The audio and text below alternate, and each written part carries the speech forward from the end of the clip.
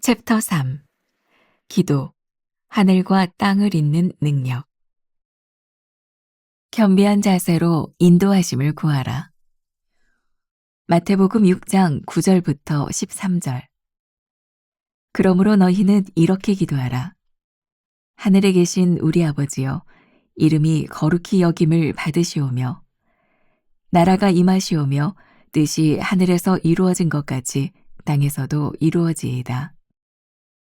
오늘 우리에게 일용할 양식을 주시옵고, 우리가 우리에게 죄 지은 자를 사하여 준 것 같이 우리 죄를 사하여 주시옵고, 우리를 시험에 들게 하지 마시옵고 다만 악에서 구하시옵소서. 나라와 권세와 영광이 아버지께 영원히 있사옵나이다. 아멘. 인도하심을 구하는 기도는 우리의 연약함을 인정하는 고백입니다. 주기도문에 우리를 시험에 들게 하지 마시옵고 다만 악에서 구하시옵소서라는 구절은 우리는 자기 힘으로는 죄와 악을 이길 수 없는 연약한 존재임을 인정하는 기도입니다. 이 기도는 단순히 시험을 피하게 해달라는 소극적인 간구가 아닙니다.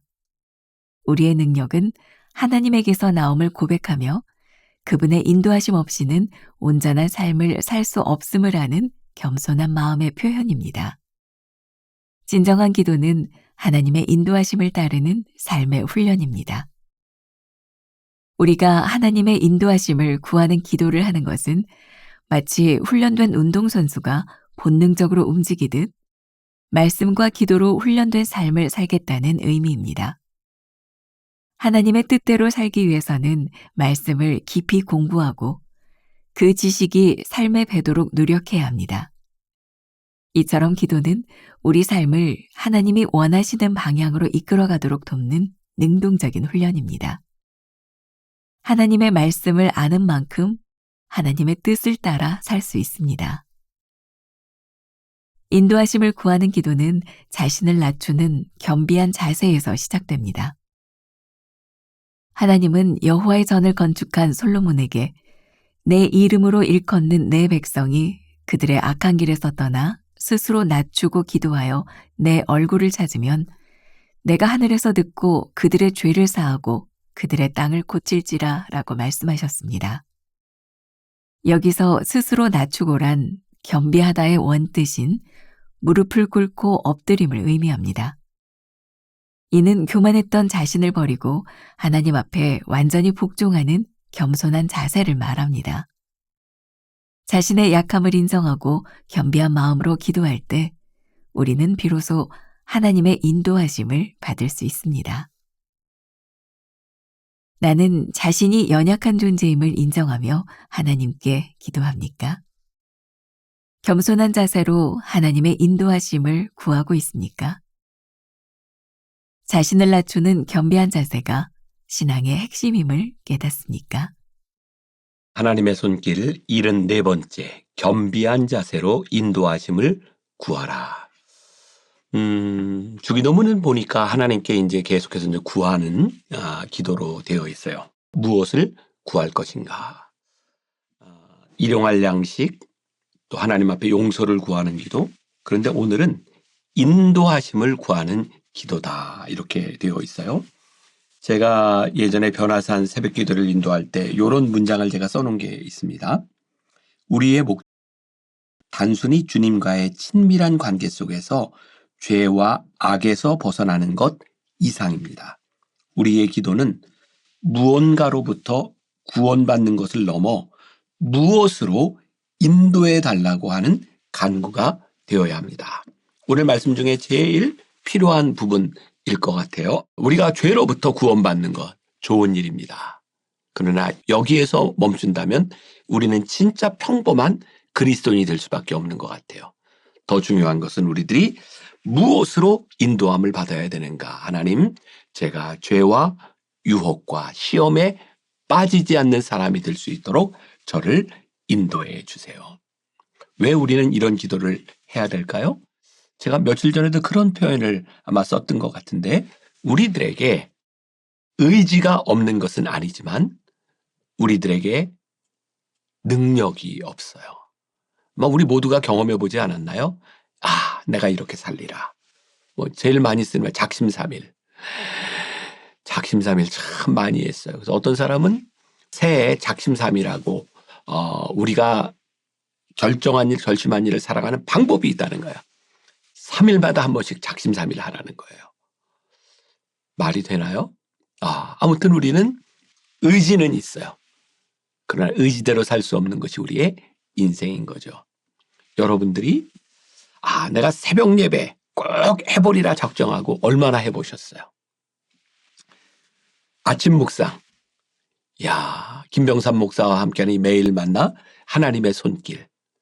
우리가 벌써 74번째 말씀들을 가지고 있지만 모르겠어요. 진짜 74번 한 번도 빠지지 않고 매일 묵상한 사람이 얼마나 될까? 제가 왜 이런 횟수나 이런 것들을 강조할까요?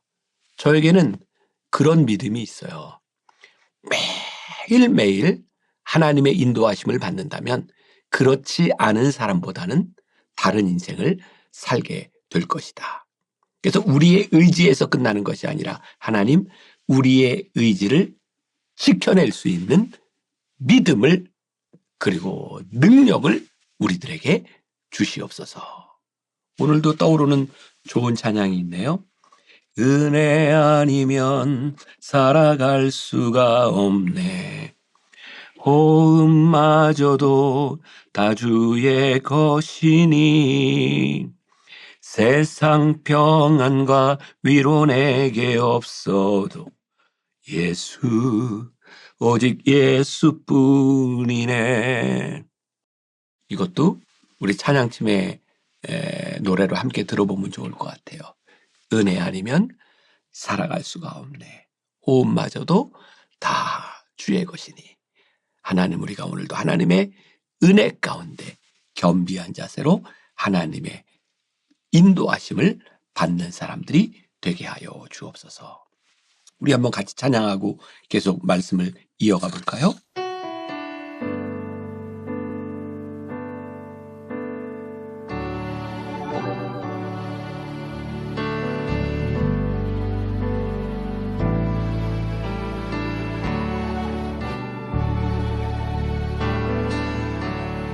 은혜 아니면 살아갈 수가 없네. 호흡마저도 다 주의 것이니 세상 평안과 위로 내게 없어도 예수, 오직 예수뿐이네.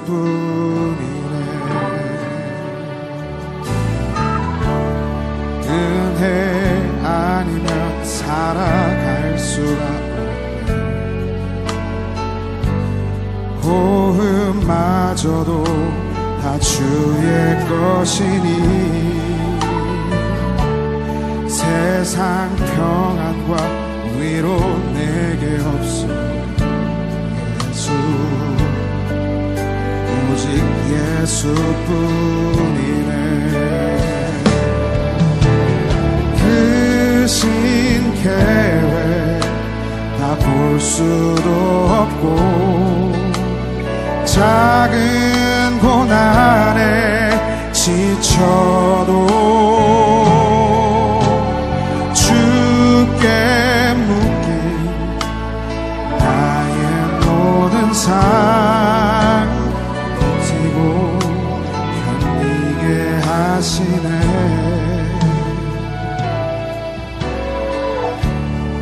은혜 아니면 살아갈 수가 없네. 나의 모든 것 다 주께 맡기니 참된 평안과 위로 내게 주신 주 예수, 오직 예수뿐이네. 우리들이 얼마나 연약한 존재인가요? J.D. 그리어의 책 기도 먼저에 나오는 이야기입니다. 사실 굉장히 충격적인 이야기예요. 제가 좀 읽어드리겠습니다. 8년 전 미국에서 가장 영향력 높은 젊은 목사 10명 중 절반이 지금은 어디론가 증발해버렸다. 그중 5명은 더 이상 목회를 하지 않는다. 하나님이 그들을 더 중요한 다른 일로 부르셨기 때문이 아니다. 그들은 거대한 교회와 사역기관을 이끌고 베스트셀러를 출간했지만 심각한 권력 남용이나 탐욕이나 부도덕으로 인해 목사직을 잃고 말았다. 우리가 하나님의 인도하심을 구해야 하는 이유입니다. 우리에게 찾아오는 시험은 결코 가볍지 않고 무시할 수 없는 것들입니다. 하지만 하나님께서는 이 시험을 이길 힘을 주시고 비껴갈 길을 예비하시는 분이십니다. 주님께서 이미 우리를 죄의 형벌에서 구하기 위해 죽으셨고 그분의 완성된 사역으로 말미암아 우리에게 순종의 삶을 살 수 있는 힘을 주셨기 때문입니다. 문제는 우리가 하나님께 이것을 구하지 않는다는 것입니다. 죄에서부터 벗어나기 위해 인도하심을 구하지 않는다는 것입니다. 제가 이 책을 읽었을 때 굉장히 놀랐어요.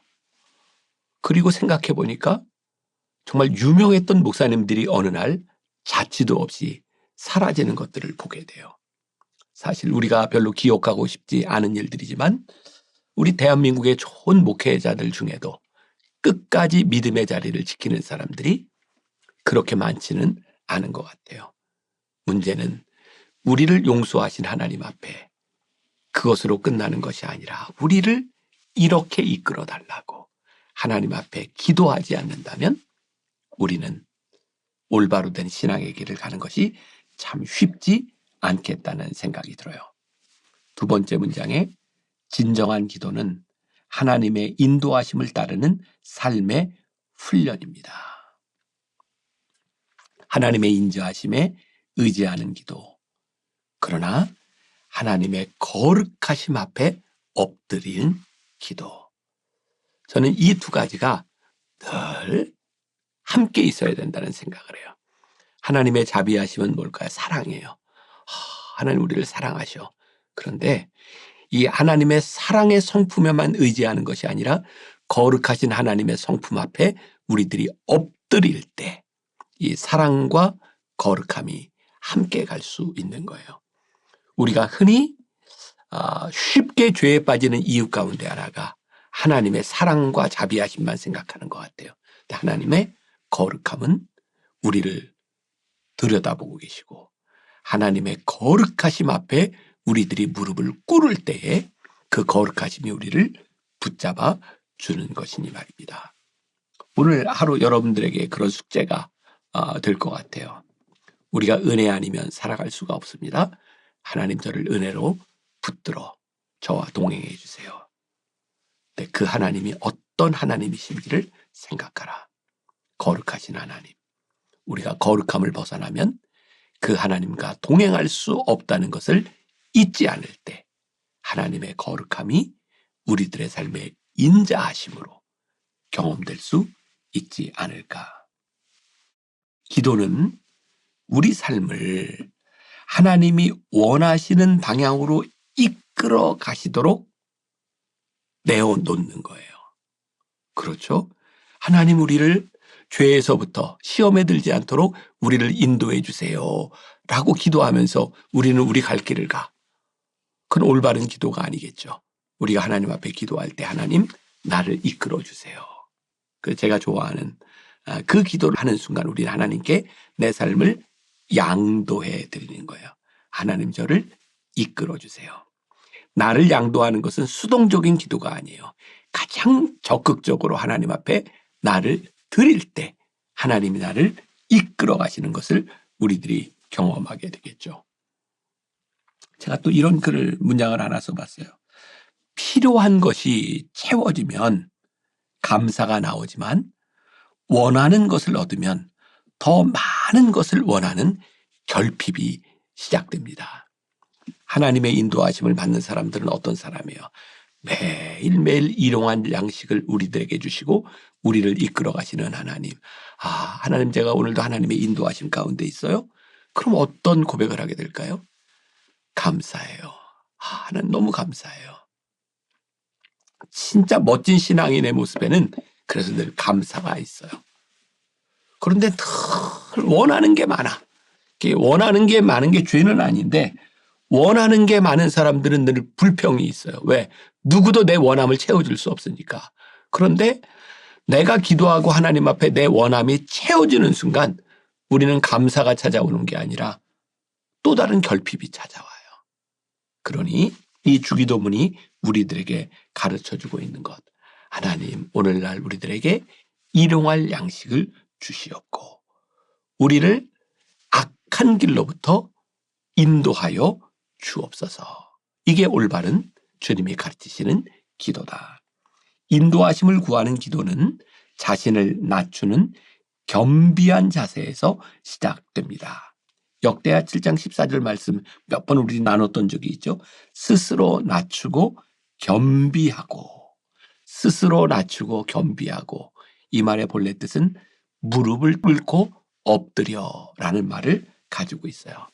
하나님의 인도하심을 구하는 겸손한 기도는 하나님 앞에 무릎을 꿇는 기도예요. 한번 상상을 해보세요. 내가 하나님 앞에 무릎을 꿇었습니다. 하나님 나를 사용해 주세요. 하나님 나를 인도해 주세요. 결국 우리 신앙의 진리가 명확한 거예요. 하나님의 인도하심을 받는 것, 하나님의 인도하심을 구하는 것. 나에게 의지가 있으나 내 의지가 아닌 하나님의 능력으로 나를 이끌어 달라고 기도하는 것. 오늘 여러분들에게 그 기도가 살아있기를 간절히 소원합니다. 기도하겠습니다. 하나님의 인도하심을 구합니다. 단순히 구원받은 것으로 만족하는 것이 아니라 구원받은 자로 어떻게 살아가야 될지 우리의 삶을 인도해 주옵소서. 우리의 신앙이 머릿속에서 추상적인 것으로 머무는 것이 아니라 오늘 우리의 삶의 자리에 우리를 인도하시는 가장 명확한 하나님의 손길을 고백하는 날, 그래서 감사가 있는 하루가 되게 하여 주옵소서. 예수님의 이름으로 기도했습니다. 아멘.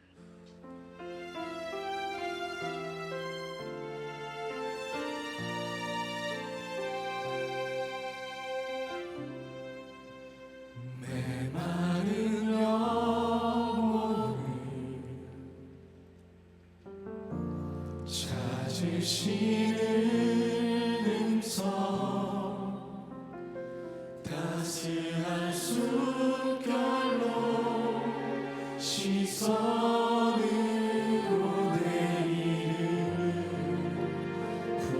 부르시네. 시린 세상 속에 홀로 서 있던 나 비로소 느끼네. 그의 손이 항상 나를 붙드셨네. 보이지 않는 손 나를 이끄시니 전능자의 능력 하나님의 손길. 내 능력이 아닌 오직 하나님의 능력. 그의 손으로 인도하네.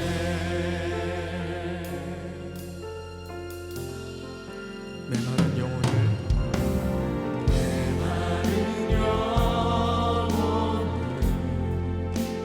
찾으시는